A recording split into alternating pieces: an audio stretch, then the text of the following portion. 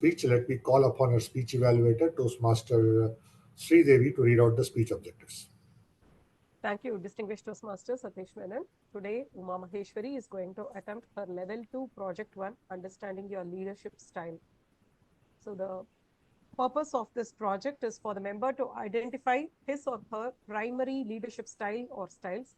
The purpose of the speech is for the member to share some aspect of his or her speech, primary leadership style, or discuss leadership style in general. I'm excited to listen to Toastmaster Umamaheswari. The title of the speech is Leadership in My Primary Profession. Thank you, and over to you, Toastmaster of the day.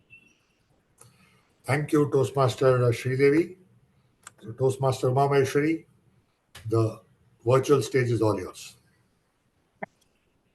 When I opened my pathways, opened the learning curriculum, checking on what is the next project, next speech I have to give. It was under level 2, understanding my leadership style. Fine.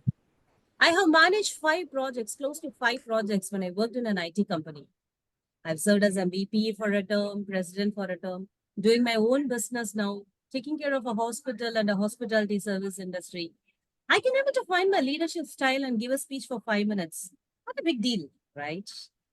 Dear fellow Toastmasters and guests, I opened my project, moving from section to section, and landed on the part, assess your skills before. Of course, every one of us would have done this when we are giving a new speech, right? I was rating myself for all the questions and stopped short when I ended up on the last question. It said, I recognize how this project applies to my life outside the Toastmasters. Do I recognize it? In this project, I decided I should recognize it. So let me take the test on understanding my leadership style based on the role on the major primary profession I'm doing it. My primary profession is, in my life currently, is being a mom. Please note, being a mom means I'm a parent for 2 15-year-old girls and 1 45-year-old boy. So what is the role I'm playing here? I decided to take up the test and I was amused with the score to see the final score. It was 20 in altruistic, democratic, pace-setting, bureaucratic, and coaching. Same score in 5 different leadership styles. I was laughing in amusement. How come I got equal scores in so many leadership styles? Is it possible? So I stopped short, took a step back, and I just want to analyze. I just thought, what are all the roles I'm playing over here in this family? I'm a cook, a teacher, an accountant, a secretary, a driver, sometimes a counselor or an advisor. But am I a leader here? When I thought that, I realized I'm not leading here.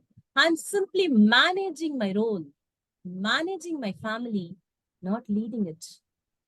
I may be in the front line of my family, but I'm not leading, but simply managing my position. I realized I'm trying my best to do things right, but not doing the right things.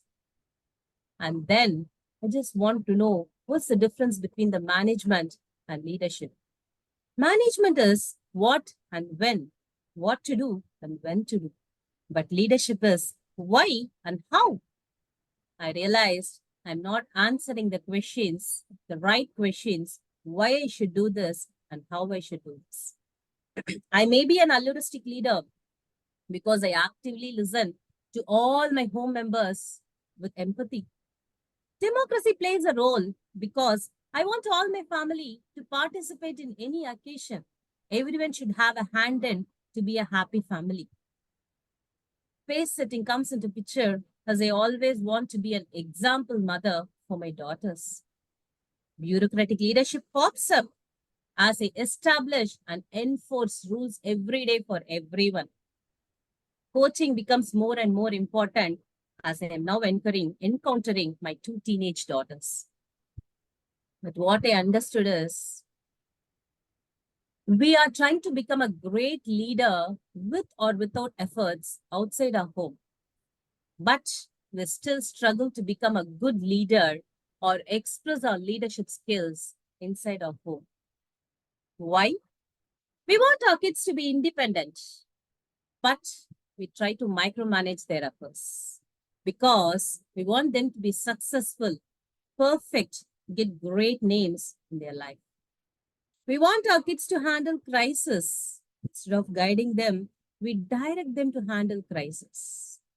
We want our kids to save and face the society boldly, but afraid to leave their hand in case of trouble. So we are not showcasing our leadership in our family, right? We need to do it. But I'm not talking about discussing like yearly performance appraisal with our family members, talking them like this is what you have done so far, you have to improve this, that. No, I'm talking about setting smaller happiness goal in our family to make our family little dependent on others, but more self-sufficient. To take a step back and be an example for kids by doing things what they have to do on their own, by seeing us, by observing us, right from self-love, taking a me time, especially taking care of our physical health and being accountable and responsible. Kindly note, I'm including that 45-year-old boy also when I'm listing all these. And after this thorough observation, I realized maybe if I can showcase my leadership skills in my primary profession, which is a mom, I can be a good leader. But more than that, I can be an example and create good leaders for the future. Because, as Michael Sheen said, there is no greater name for a leader than a father and mother, and there is no greater leadership than the parenthood. What do you think, Toastmaster of the Day? Thank you, Toastmaster Umamaheswari, for that very informative and very unique speech on leadership. Devi? Thank you, Toastmaster Rajeshwari, for handing over. Good evening, good afternoon, everyone. Now, I would say all of you unmute and say aha, aha, aha, aha 4 times. Okay? Quickly. Aha, aha, aha, aha. Now you should know why you are saying aha, right?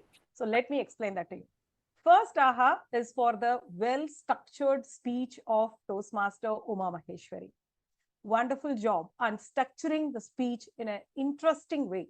You had the introduction and then the main point, like the leadership styles, and then you had a concluding statement. In between, there was a surprising element that you attached. Let me explain that to you later on. Fantastic structuring. Aha for that.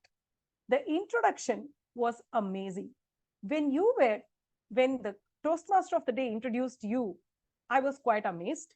And then when you told about what are the various roles that you are performing in your life, in your professional life, I was quite intrigued to know which is the area that you are going to point out and speak about your leadership style on.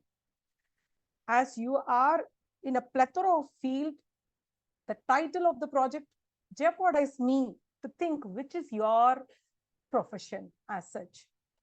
But you gave me another aha moment. You completely switched it off to your personal journey of being a mom as your priority.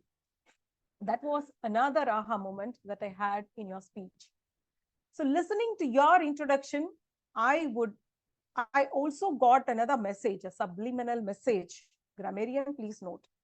Subliminal message that leadership style can be learned at any time, even if you have a wide experience, a deep experience on various different fields. The next aha moment was for your content of the speech, where you used all the leadership skills and explained each and every one of them, how you used it in your parenting journey. I should not say parenting journey because you have included another 45-year-old in that. So hope he knows that you have revealed his numbers, age in the forum here. And of course, age is just a number. Now, the body of the speech, listening to the body of the speech, I thought you are going to describe about the various leadership styles that you are talking about. But then came the next aha moment where you took it to a different plateau altogether, where you asked a question whether leadership is about leadership or management.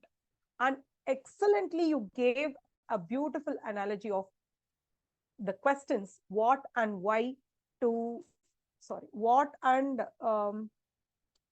what and when to management and why and how to leadership. That was really interesting. Since I have to give you a little bit of scope for improvement, I have 3 suggestions for you. The number 1 is you could have stood and speak. I think you gave me some point to give you feedback, and you have to work on a little bit of body language because you had so many scope for that. And also I have one more small suggestion, your pronunciation of the words like but, it, independent. When you pronounce, there is a is sound at the end of it. You can cut it short and make it precise. Like you said, but, it, independent. You can cut it short. Overall, it was a splendid speech on leadership style. And you have profound messages in it. Of course, we had 4 different aha moments, and there were a lot of takeaways for me. If you can work on your pronunciation, subtle pronunciation differences, and of course, your body language, your speech could be in an inspiring and a different way. Thank you, and over to you, General Evaluator. Thank you, Toastmasters.